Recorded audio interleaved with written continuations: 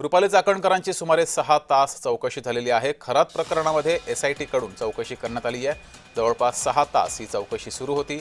रुपाली चाकणकर यांनी चौकशीला पूर्ण सहकार्य करणार असं भाष्य केलंय। तर खरात प्रकरणात रुपाली चाकणकर यांची एसआयटी कडून 6 तास चौकशी सुरू होती।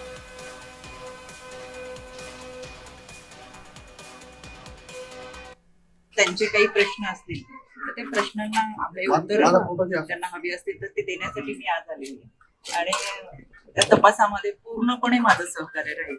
त्याच्यामुळे आता तपासाला सामोरं जात असताना जी मदत पोलिसांना असेल, इन्व्हेस्टिगेशन टीमला असेल, तपास अधिकाऱ्यांचे जे काही प्रश्न असतील त्यांना निश्चितपणे मी सहकार्य।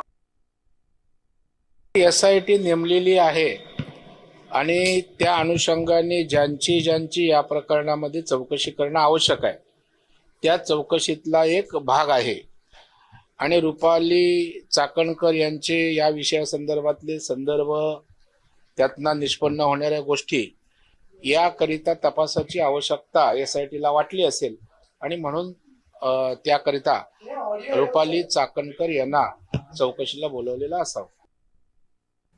खरं तर एसआयटी का उशीर करते या सगळ्या चौकशीला हेच कळत नाही। एकट्या खरातची चौकशी होते मान्य आहे, परंतु त्याच्यातील संबंधित लोकांचीही चौकशी झाली पाहिजे। मग त्यात रुपाली चाकणकर असतील किंवा अन्य मंत्री असतील।